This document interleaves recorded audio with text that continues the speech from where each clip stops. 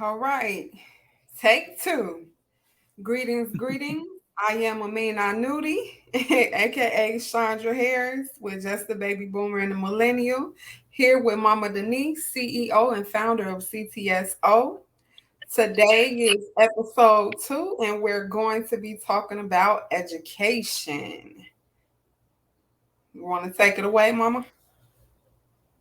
Yeah, well, we want to continue from last week. We were talking about how times have changed, what is valued within a um, family lineage, and today our kids today doesn't value things that have been kept and treasured within the family Mm-hmm. lifeline. And education is a segue into that as well because we valued education back then um, a lot more than I think youth does today. And tell you the truth, my sentiments are I value more of actually hands-on training and technical training more than I do college training because there's not such a backlash when they're doing you're getting hands-on training or you're getting the significant technical training um, because then now you when you begin working you're having to not worry about how I'm going to pay this bill the school loan versus making a living.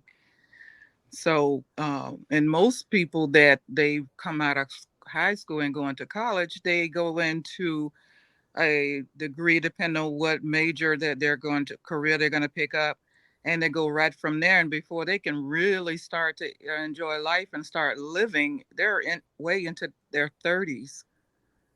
So, but what has I think our school system should really be changed, really. So the basic 4 years of college should be intrigued into our kids' high school, senior high school curriculums, basics. And because I just think college now is just a money grab. You know what? And what's that? You make an excellent point because I have a bachelor's degree in finance with a minor in economics, and then I have a master's in management.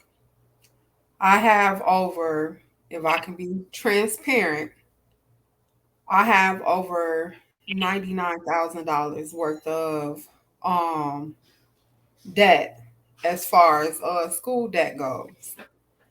And um it was also to not just get the education to pay for my classes and things like that, but also to cover essentials for survival, like to help pay for rent, to pay for things, right? When I look back at it, the debt wasn't worth it for the simple fact that the jobs and careers that I worked in, you have to fight so hard just to get even 70,000, $80,000, and by the time taxes and things are taken out of it, after you buy groceries and everything, it's pretty much a done deal. Hold on, mama, somebody at the door. Give me 2 seconds.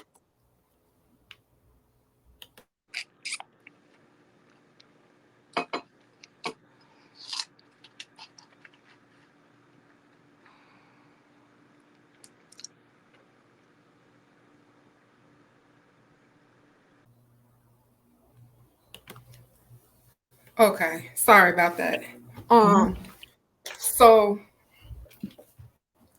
it wasn't like I needed to take out the loans and get the extra finances. But then Mhm. in a way it was because I was going to school, um, taking care of family, taking care of my own children, things like that. But when I was going to school, one thing I noticed, even going in the finance field, they don't necessarily teach you about how to work for yourself. From the time you start grammar school all the way up until you do get to the university, there's no really skilled trade until you actually are like hands on, placed in the office, actually doing the work. Do you truly understand that you really not benefiting from working for multi-million dollar companies, working for a lot of different companies, unless you're strategic about your finances, investments, and working for yourself. Literally everything that I've experienced, even with having my degrees, it took for me really up until the pandemic to understand the benefits of working for self. And then if you need supplemental income, utilize the corporations just so you can be able to build your own, legacy, your own businesses and stuff like that. And once you are able to get your businesses sustainable, then you could, get to a point where you're not living in debt. You have discretionary income, um, and you actually have a savings. But I realized when I was going to school, nobody really taught us the ins and outs, like about trust. Nobody really taught us about savings. And if they did teach us about savings, it was for a rainy day. Now in our households, like with my grandma, I know about rainy day, funds where your purse money, mattress money, whatever, just in case you have an emergency. But it's never been a conversation about how to invest in real estate. How do you pass down a trust to your children? How do you make sure that your legacy is straight going forward? You really see, at least from my perspective, more of a struggle type situation. But my grandmother, um, even though she left school early, I want to say maybe third grade, is the most educated person that I know and most self sufficient. She knows how to grow food, which is essential. She knows how to build her own furniture. She knows how to do way more than the kids do today. Yes, Mm-hmm. computers are important. Yes, technology is important. But what happens if we have a power outage? What happens if you need some fresh water? Nobody teaches you things about that. But like those are skills that are essential that I realize you all have that you learned that we don't necessarily get within the educational system. And Mm-hmm. even so with my children, they've been in different schools, right? So they've been in public, they've been in private. Now, depending on the privates you go to, they do teach you about the survival skills about planting and um hydroponics and all of that good stuff. But private school costs you an arm and a leg. It's not a guarantee you're gonna get a scholarship. And then on top of that, you have to buy groceries. I'm not big on going out to get public aid. Just taking from other you. It's just a whole thing around the education that we receive, and it's a rabbit hole when you think about the loops that you really have to jump, especially being a person of color. Um, to survive with the education that you have. I don't Mm-hmm. know if you feel that way or not, but that's kind of been my struggle is finding my way and understanding having the professional graduation, post graduation degrees, and then also learning the entrepreneurship aspect of things. Mm-hmm.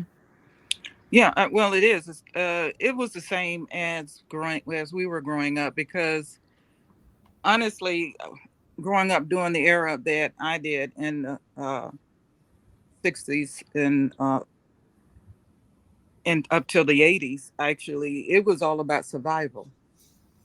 So I often tell my kids, and I tell a lot of people right now, I live according below my means, and it helps out on a lot of things. But our education, it was there, and we went to school, fine.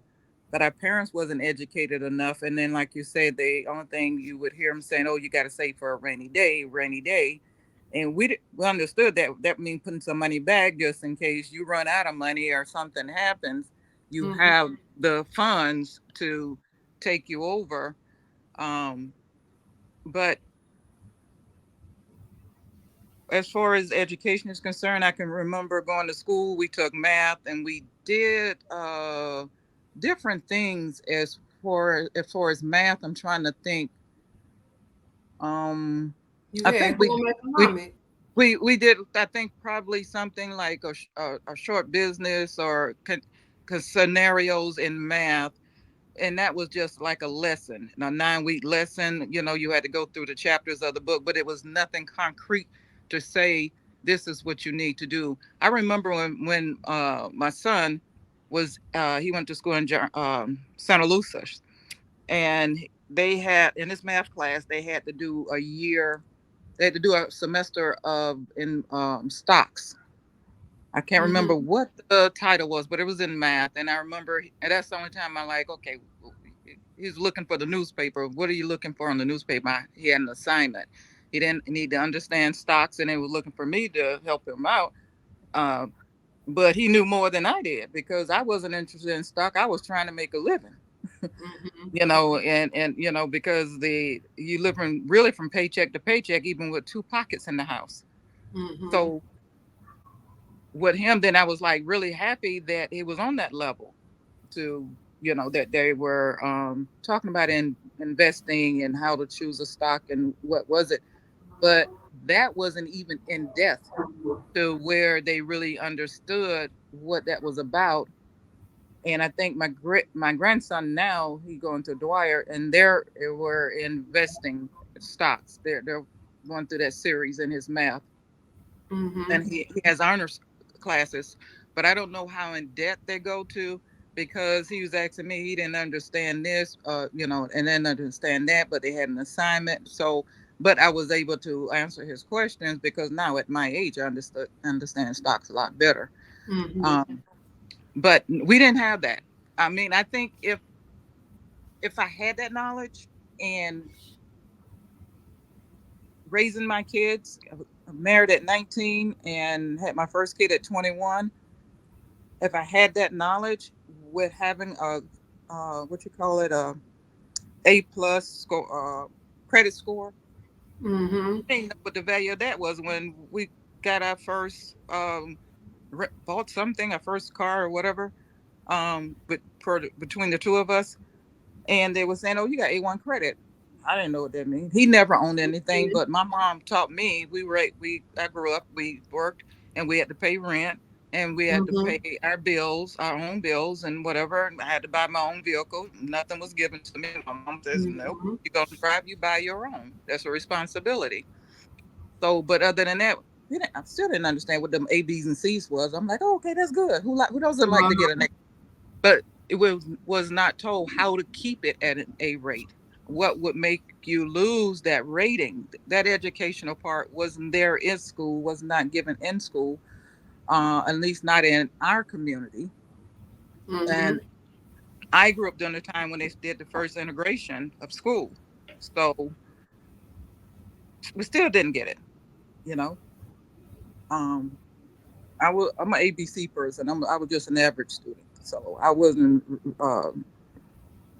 on that high level. Maybe they got it in trigonometry or wherever these other higher classes of No, math you're is. right. You're right. And You yeah, are so absolutely right. Because even in my classes, like when we did stocks and investments, we learned about hedge funds and annuities and stuff. But when we did simulations with the knowledge that we learned from the books and then actual projects, we didn't learn how to necessarily do it for self. So when it came to actually investing in stocks and investing in shares and understanding certain types of like trading options and pools and all of these terminologies for investments, right? A lot of those things I didn't really necessarily learn until I dive deeper on my own, or even unless I went to go work for a corporation and it was really just the benefit for the corporation. Right. You can potentially get a mentor to teach you, but a lot of things are self taught. But like you said, if you're not given the resources, then it's almost as if you going down a rabbit hole and you start beating yourself up, because if you can't get it like this from the YouTube university, you start getting stressed. Mm-hmm. So I know there was times where it's like, okay, I remember these long, calculations that we do for depreciation and for accounting and all of these things.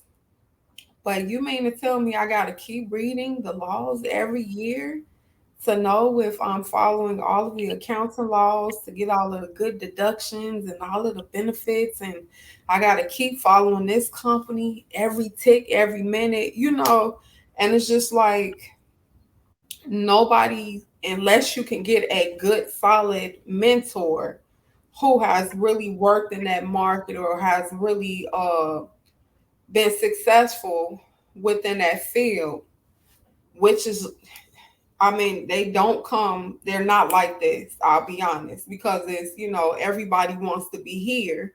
I'll give you just a little bit and I might give you a taste, but I ain't got time to try to pull you up to here. At least that's been my experiences with trying to learn about just the investments and how to get myself ahead. So you got YouTube, you have all your old investment books.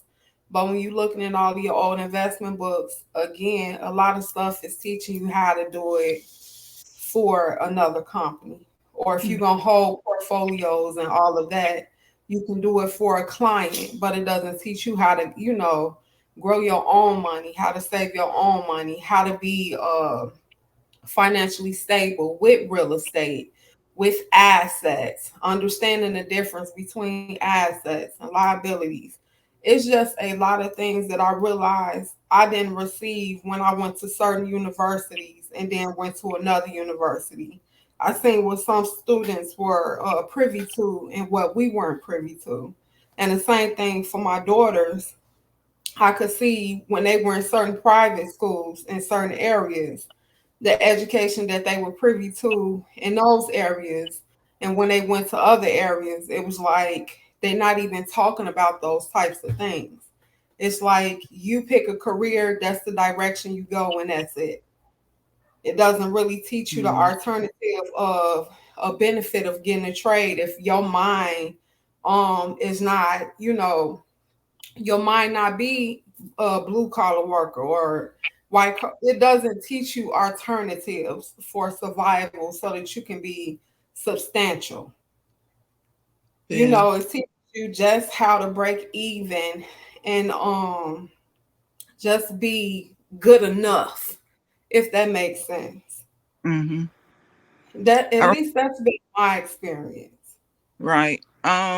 I learned I was educated myself because I was always an independent person, but I'm always that curious person. My curiosity keeps me in the books. It keeps me always searching and trying to find answers to things that make sense, or if I don't quite understand it. But once I get the hang of it, then I get bored.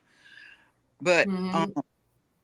so, and that's one thing my mom used to always say. She said she would tell people, one thing about me, I'm always taking a class. I'm always in school. And I didn't realize that, but I'm like, you know what? You're absolutely right.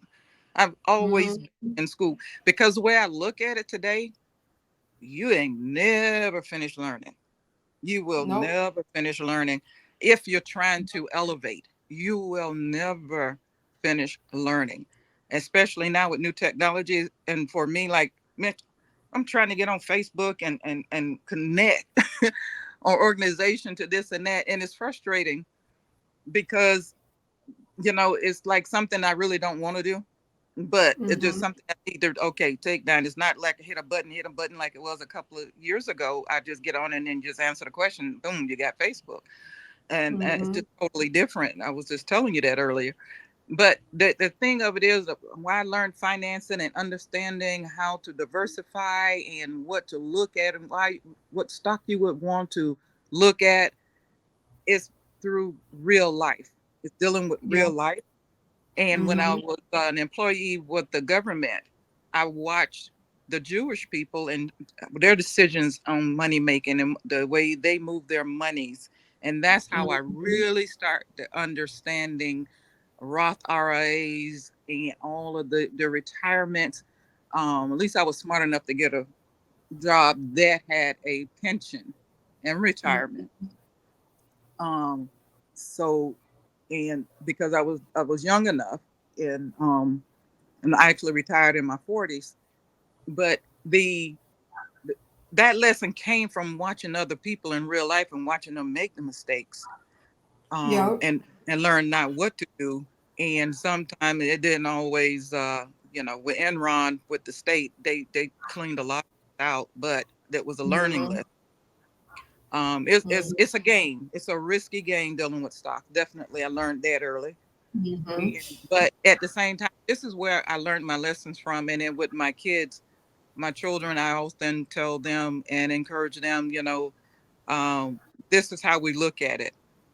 You make X amount of monies, and this is the same thing that we teach during our summer program. I bring this same um, level of teaching to our kids in the summer program when it comes to Mhm. finance and saving the money. And those when we was do stipends, I, and I'll come and take you shopping. I would tell them we're gonna go shopping, but I would also tell them when they were getting stipends that I didn't want to see them take the exact check that they were getting and spend it all on a pair of shoes.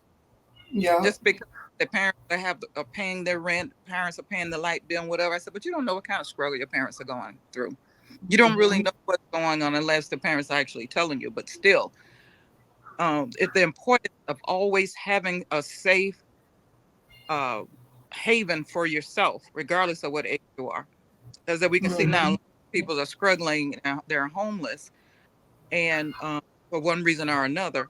But the one thing I would tell them, and like the example I would give, well, like, okay, this kid wanted a pair of tennis shoes, when the Michael Jordans, the Nikes, and all those were the hit, and everybody wanted these Jordans or whatever.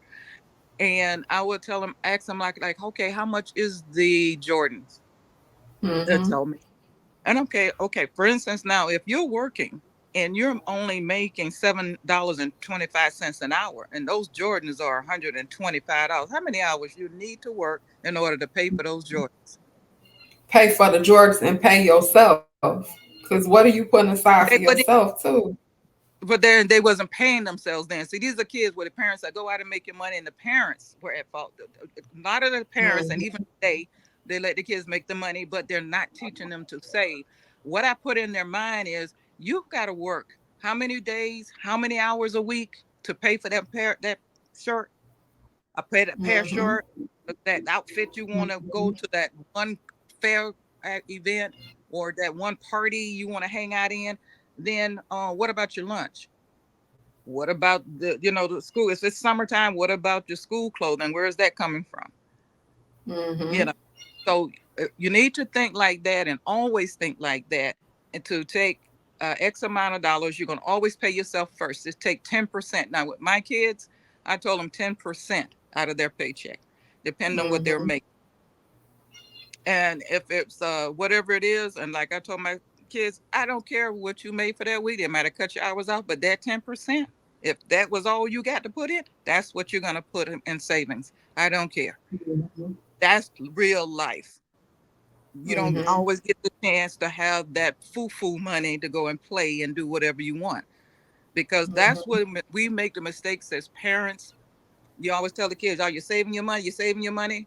Huh? They're not saving your money. They're looking for you to save, and they're looking to go off to college or wherever. But when they get off, they don't know how to handle. I have so handle money. I heard so many of them tell the stories that when they got their first credit card, they went haywire because they didn't Yep. understand. They didn't understand what it was. But Yep. that kid's education starts from home. It really starts from home. It starts from home. The education of telling the kids what's proper to do out in public, what's not proper, and things like that. That's educational things 101 that should come from home and not look and wait for someone else on the outside to teach our kids. So it really started from home. And as I'm looking at as my mom is getting older and I'm learning about what we learned, we talked about it, what, a year ago? We talked about trust, Mm-hmm. trying to get a clear understanding what it is in a trust. So I did research on that. The difference between trust and wills. What's the Mm-hmm. benefit? And it's kind of hard. You really got to weigh your options out so that at the end, if something happens to someone, it was to pass away in the family and they got property, it's not a hardship on the family. This is where education still needs to continue. Figure out what Mm-hmm. it is to have money to bury somebody, and I think it's really ignorant for Black folks to go put $10,000 and $20,000 on a funeral. Mm-hmm. And remember another thing we was talking about that we was still working on learning was how a lot of well-off people who have trust put their life insurance in the trust, and it just keep on restarting over. So Mm-hmm. whenever somebody does pass, that policy just keep on revolving, and ching, ching, ching, ching, and yet we be like, oh, okay, we have life insurance. Yeah, you got life insurance, but it's not, it's not an annuity life insurance. It's not accumulating, and it doesn't start over for the next family. Like all of these different terminologies and all of these different policies and things like that, we still don't have the necessary resources unless we take the time. And let's be honest, as far as time, money, value goes for us, we still have to go that extra mile just to get this information. Mm-hmm. And even Mm-hmm. with taking all of these classes, those types of classes, if they do offer it, they'll say, you can come in for 30 minutes and we'll teach you this. And then once you get there, you just start getting the nitty gritty. And now you find out the class $500. Exactly. With Or no, no, not 500, 999. right. And it's like, okay, do I buy groceries or can I invest in this right now? And Yeah. then, like you said, well, if you put your 10% up, that's something investing in yourself so that you can know. But what happens if, again, back when I was 13, 14, 15, if I knew about these things, when it came to taking these certification classes and all of that, I was savvy enough to actually pay for the certifications through my own business, where I can have, other investors basically paying for me to learn. So I would have everything already set up, you know, from the rip. So Mm-hmm. even I admire that these school systems are introducing financial literacy. But what does that really mean? You teaching me financial literacy, but what benefits of the financial literacy are you teaching me? What are the true resources? Even when we were sitting in the class, um, what was that? That was the Jumpstart program, right? Yeah, the mayor's And jump. yeah, the lawyer came in. And I remember asking a question about the trust. And remember, he looked like, and he was like, I don't dabble with anything under like $30,000 to research and look into stuff like that. Okay, what about the people who don't have $30,000 at their arm's reach at this current moment? But they know once they understood that information or those resources, they can make 30, double that, over a time span. But all I needed was just some type of guidance. So I'm not saying be lazy, don't go out there, research and learn yourself. But if I'm paying these institutions $30,000 a year,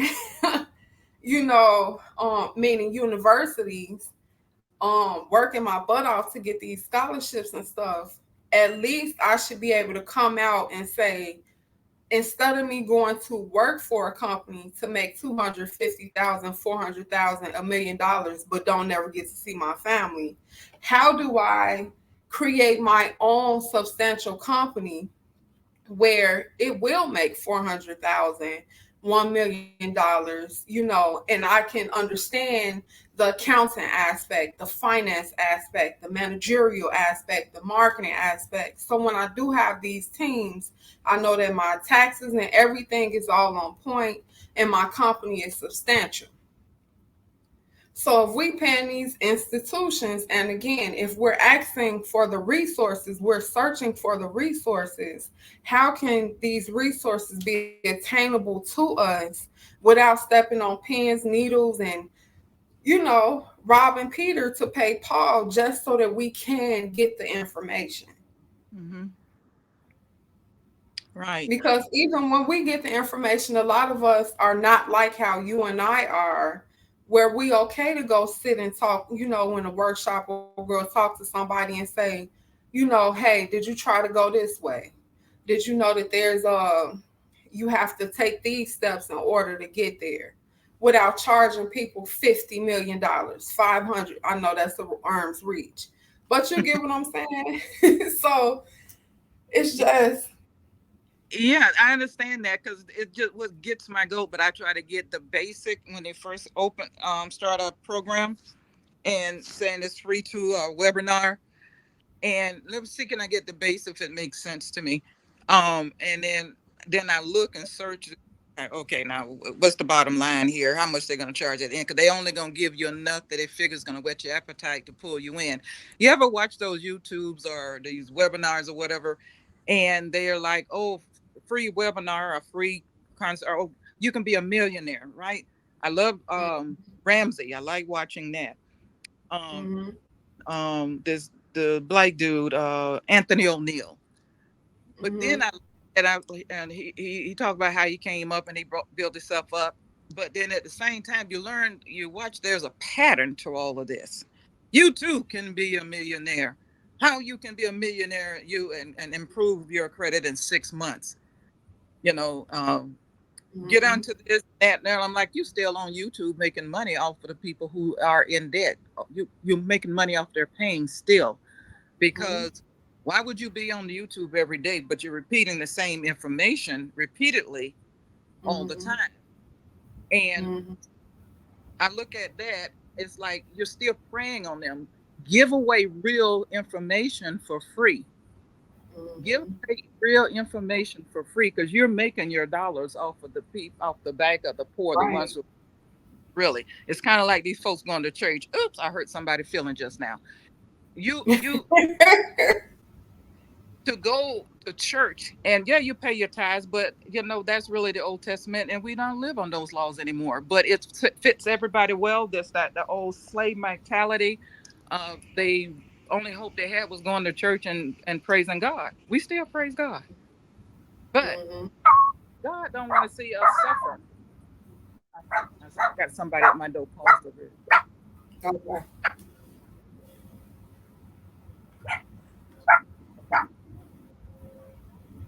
One second, y'all.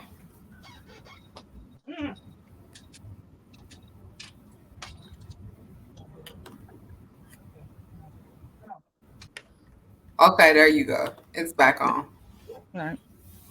My point is that I'm looking at folks and they're and especially the ones locally. I'm here where people come in and they preach, they come start at a storefront, they end up at a big building. Now they riding in Rolls Royces and Mercedes, and any new vehicle come up, and the preachers are now competing with each other, and they want their own planes and whatever.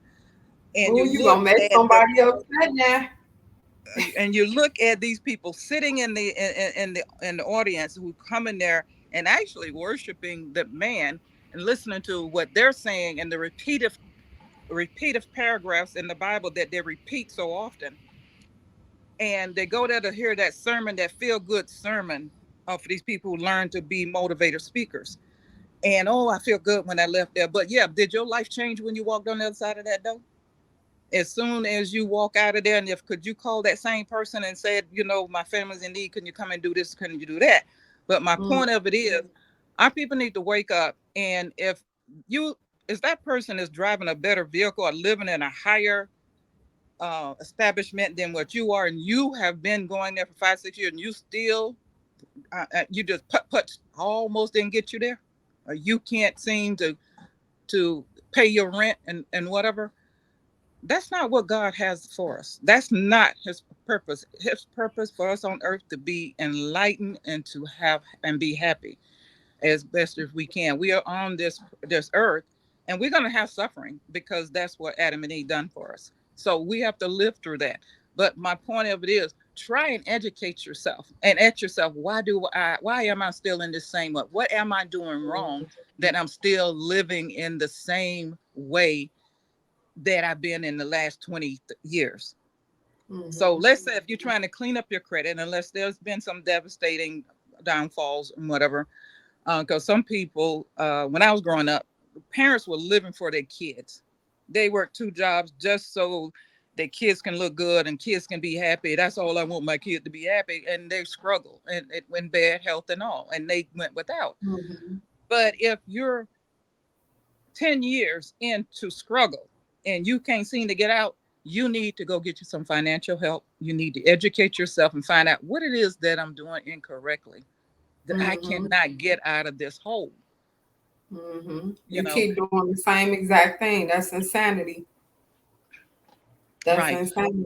So that's still part of our education. And then when the kids get up, and thank God some of the kids said, no, I don't want to live like this the rest of my life. So they incline to do better for themselves. They strive harder to do better for themselves because they're smart.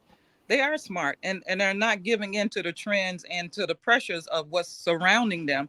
But they have sense enough to know, no, I don't, this don't even look right. I want to live like the next person. Why they get to go places to travel, where their families are, just hang out and able to eat good food and not Roman Mhm, noodles and the oodles and noodles of stuff every day, and the juicy juice, the nonsense. And so, but I think it's all part of education. Our lack of education is our downfall. Basically, bottom line is our downfall. Nobody's fault but ours. No one's fault but ours. We can say what yeah, we didn't get in school from the school board, but God gave us all enough senses to move forward. Some of us don't have the wherewithal to learn on our own, but there's the ability to ask, and if you believe in God or whoever you pray to give actually ask them for wisdom. And if you're really certain and sure about where you want and you really want to progress and reach another level in life, you will. But you got to ask for the help. You can't get there if you don't ask. You yeah. really have to get Your there. needs are always. Hmm.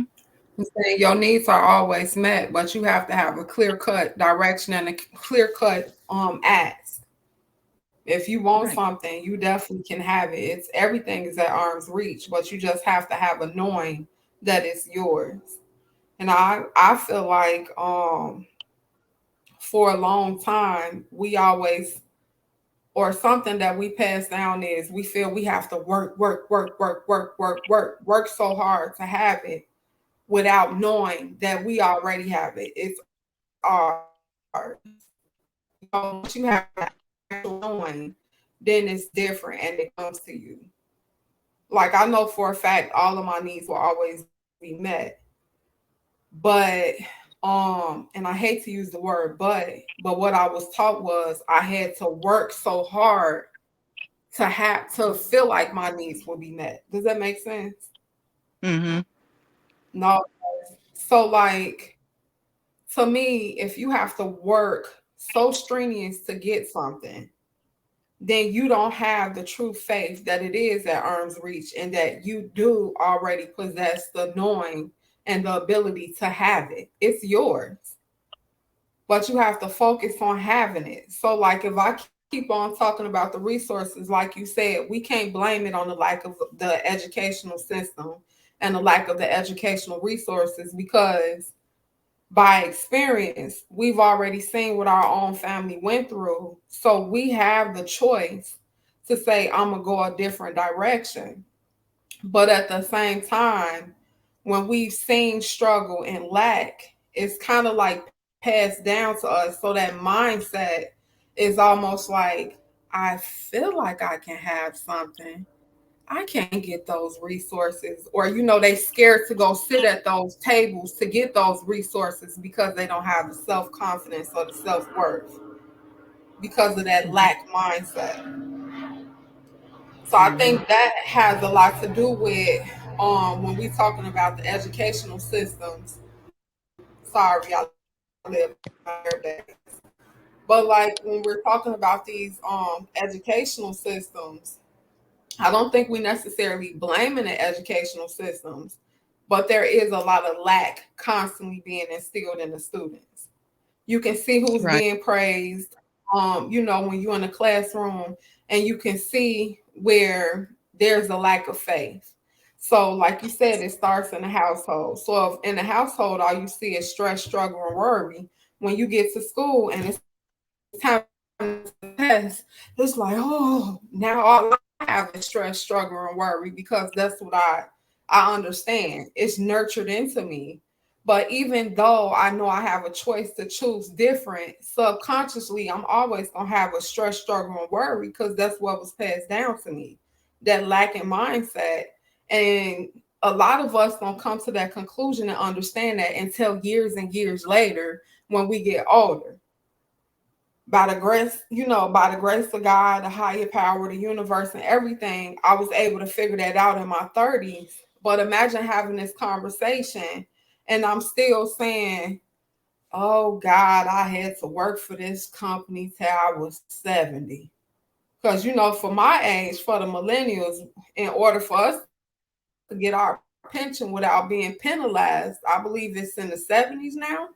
Mm-hmm. So I believe it is in the 70s. So you mean to tell me I got to reach my seven scores in life, working for somebody else, just for me to realize I could have been living my life this whole entire time if I didn't have a lack mindset?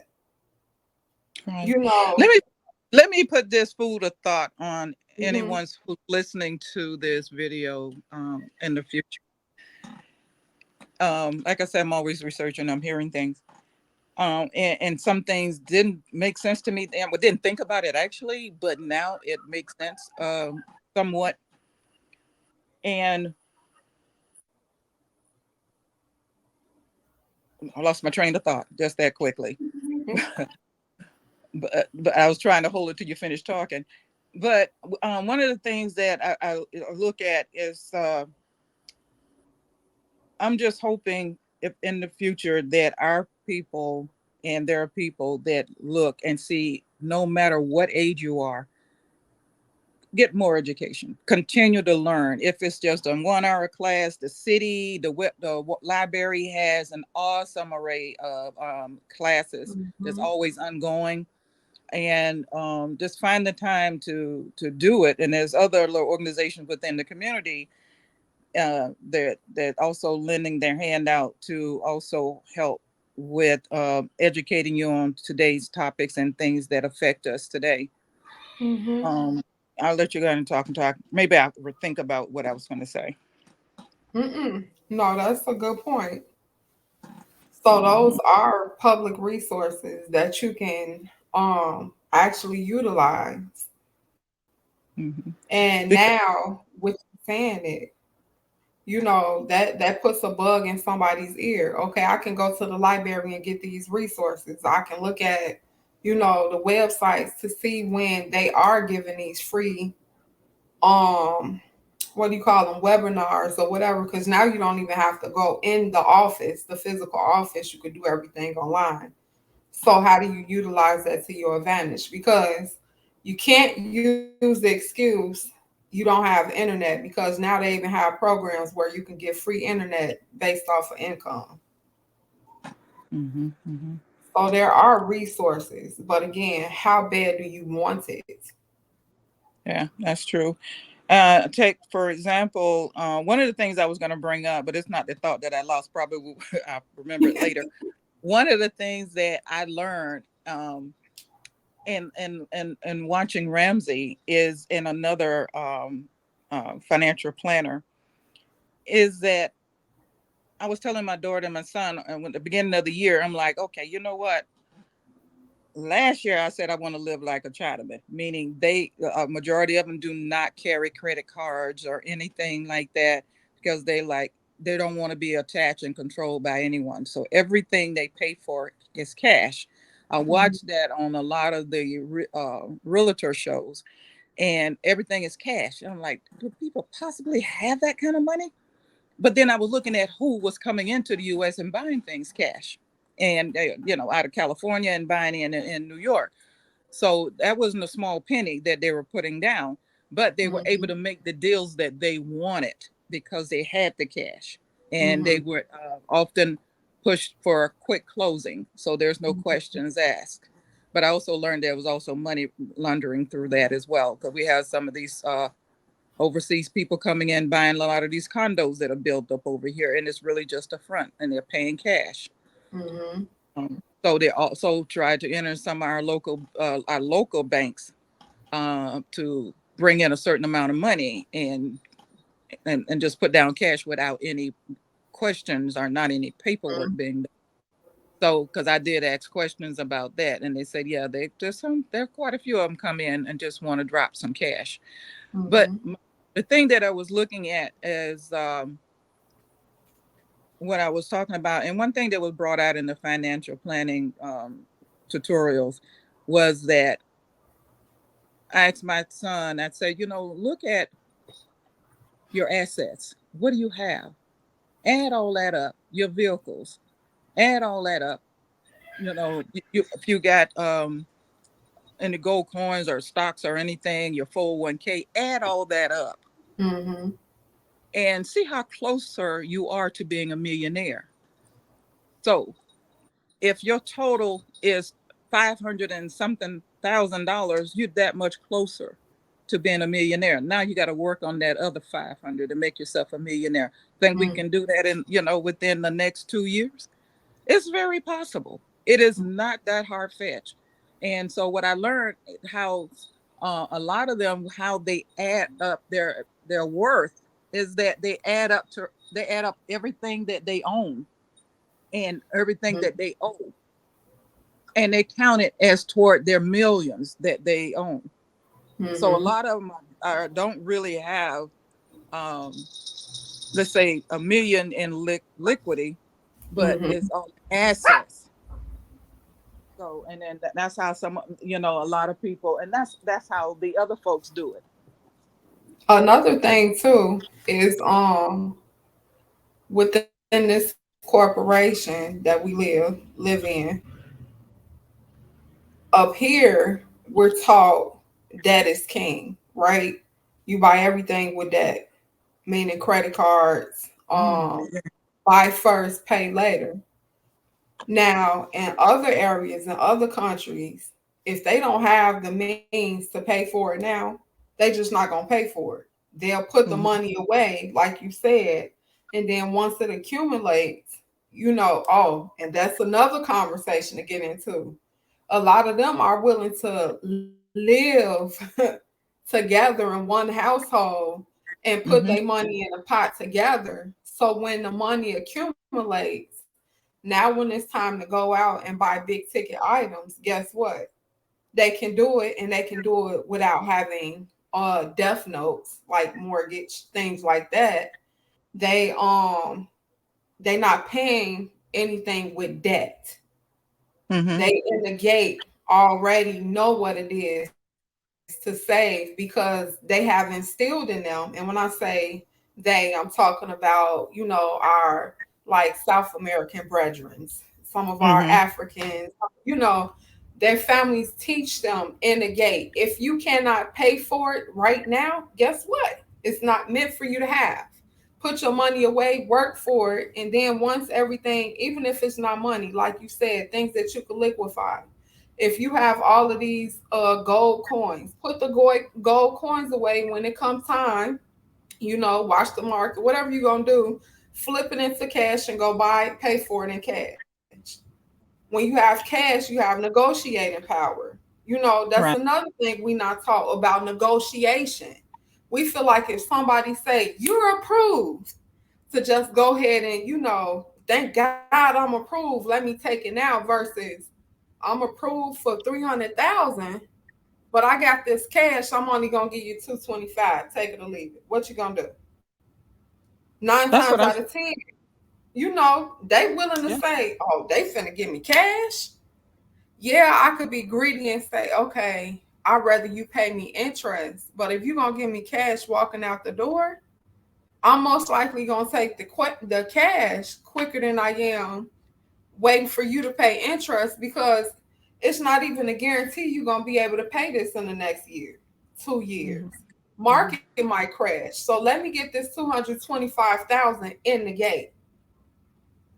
We not taught that. We taught, oh, we got approved for this credit card. Let me go get this credit card and I'm gonna pay, 25, $30 Yeah. and hope that it keeps my credit score afloat. And these people like, forget the credit score, here go the cash. It's like, you don't need to run my credit. Why am I giving you any of my information? Here is the cash. Let's be Exactly. done with it. Exactly.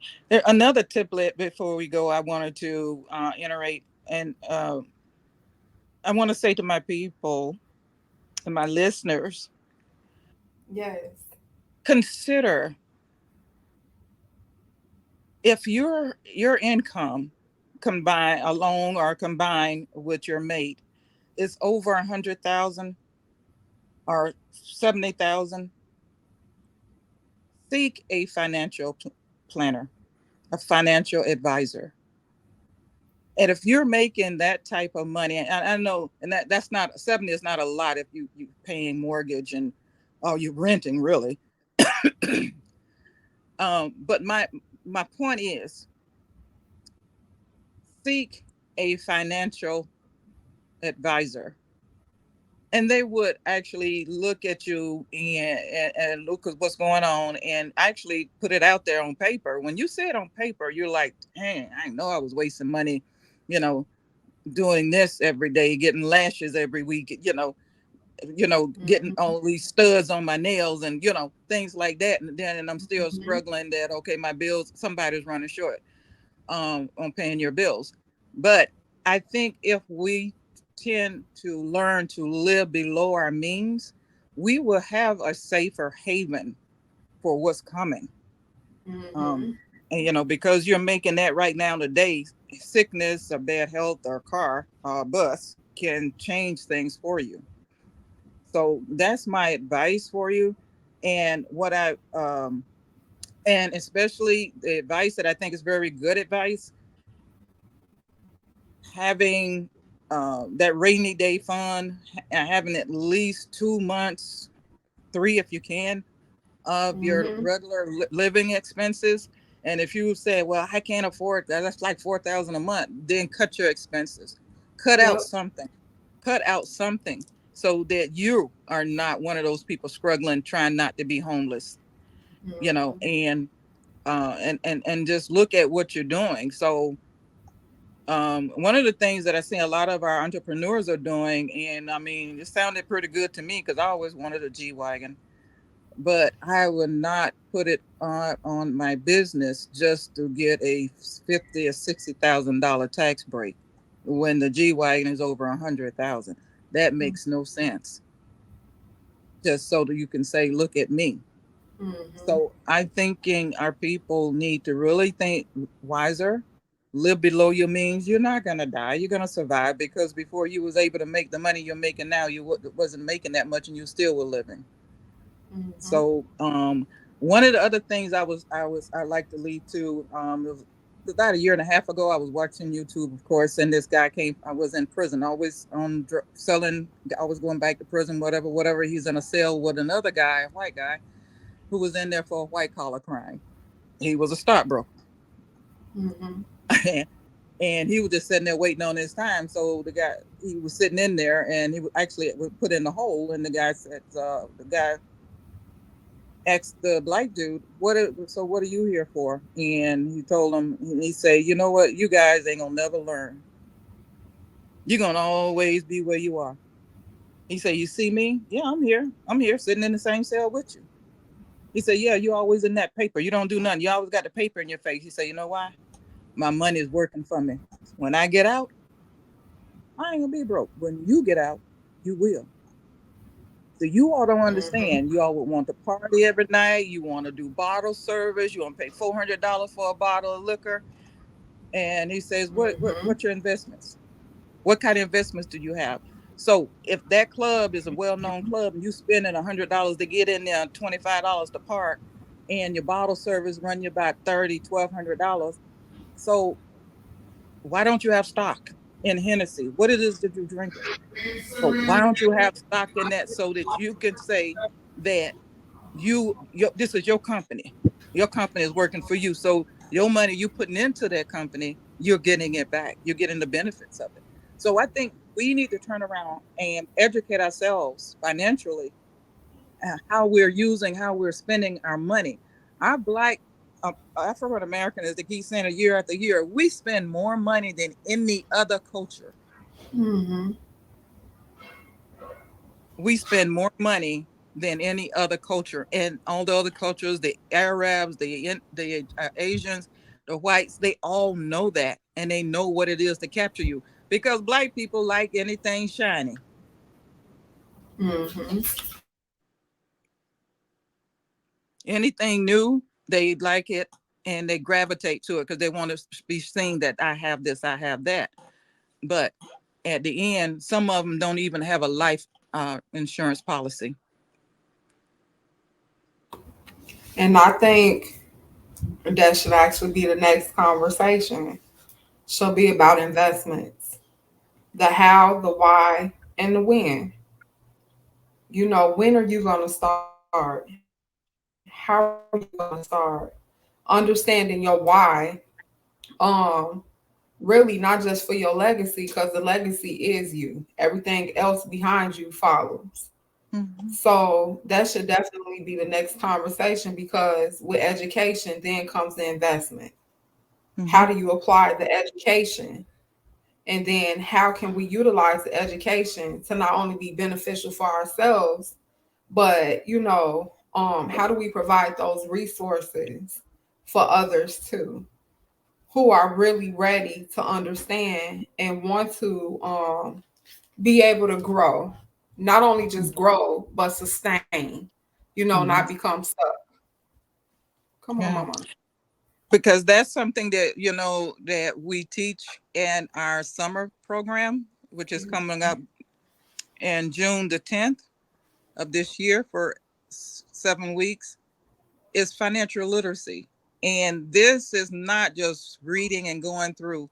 We really talk to our youth about Mm. their futures, the financial literacy of it all, um, the career service, the availability of career service, and really get them to think what it is that they really are striving for, and if that career is really for them.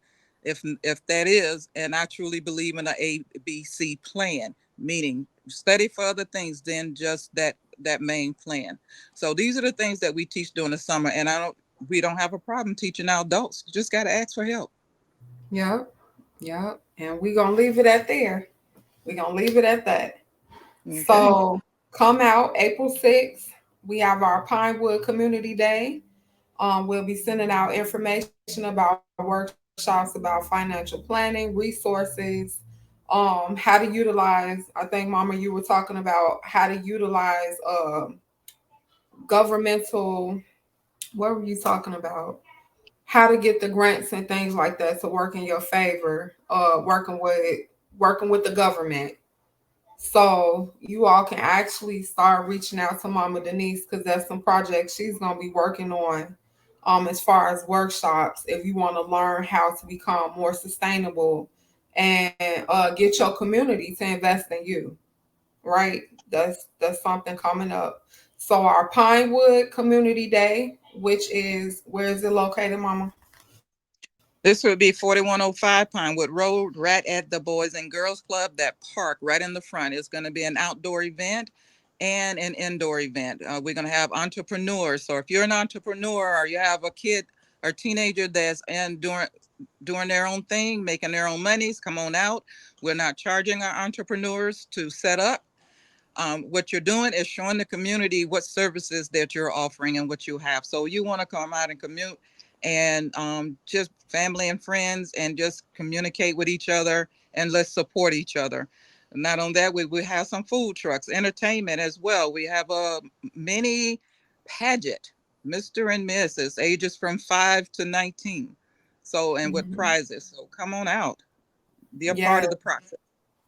yes. Again, thank you all for tuning in with myself, Amin Anuti AKA Shondra, and Mama Denise, the CEO and founder of CTSO. We are your Just the Baby Boomer and Millennial, and we'll catch you all next week. Good night. Good night.